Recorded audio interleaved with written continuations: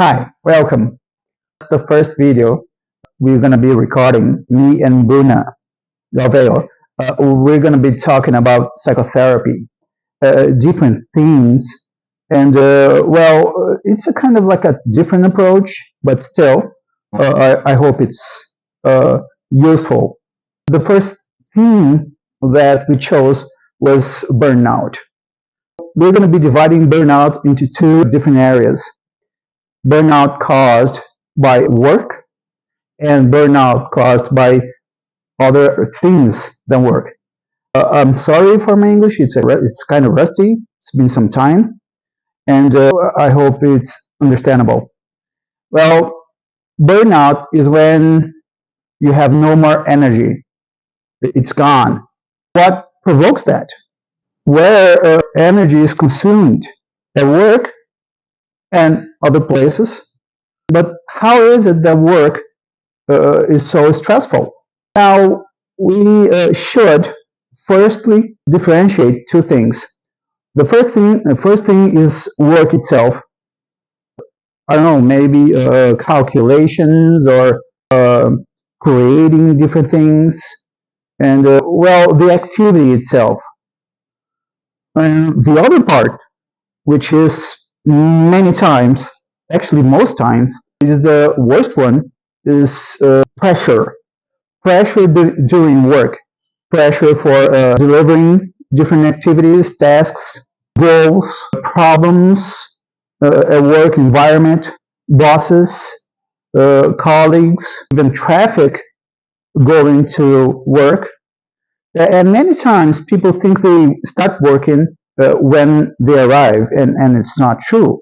Many times we are working on Sundays or Saturdays or right before going to bed or as soon as we get up in the morning. Divide two things when talking about burnout caused by work. What is the activity itself and what is the environment, everything that goes together with work. Is it too much work itself, and or is it the different pressures? Many people dream about their work. In other words, they don't rest. So how do we cope? How do we overcome burnout? First of all, of course, is resting. Well, you can rest in two different ways. First, sleeping, of course. Second, having some kind of pleasure with little effort, as little effort as you can, such as watching Netflix or movies or listening to music, whatever. That's about resting. That's not the cause that is the worst in burnout caused by work, but the different aspects of working. Do you have pressure yourself a lot? Do you ask a lot of yourself in different aspects? Are you a perfectionist? Do you know how to deal with mistakes you may make during work? How is your relationship with your colleagues? Is it good? And your goals? Do you have any fears?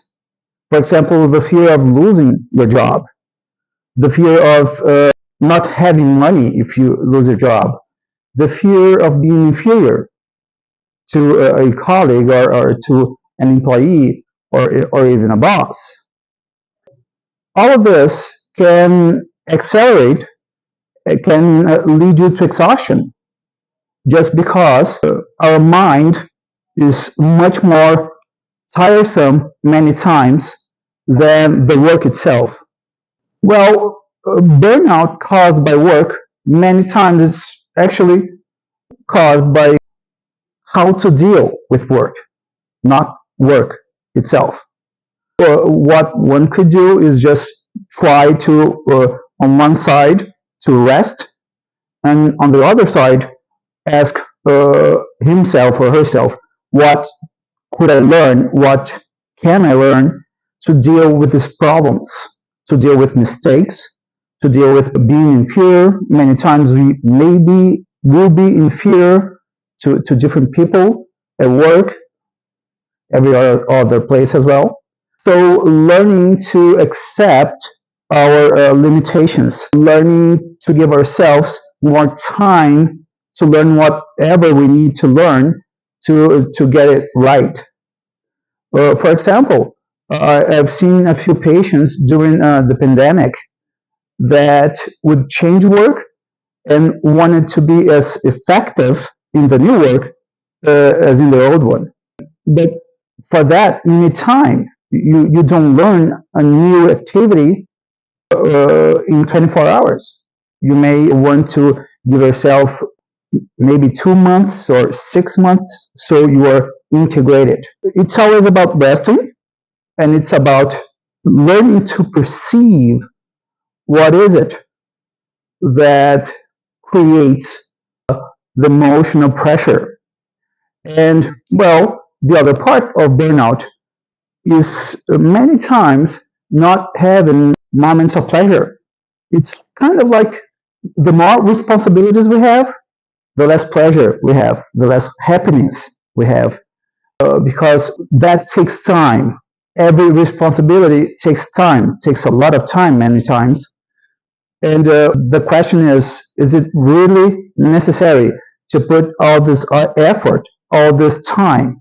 So these are questions that can diminish whatever it makes you stress out, whatever consumes your energy, and it might give you a few ideas to how to deal with different problems at work. The next episode is going to be with Bruna Galvão, and she's going to be talking about burnout outside work. And as a last idea, I propose if you could subscribe, that would help us a lot, so we could continue bringing this kind of material to you. The idea is basically to give a few pointers to how we could, like psychotherapy itself, we can get better.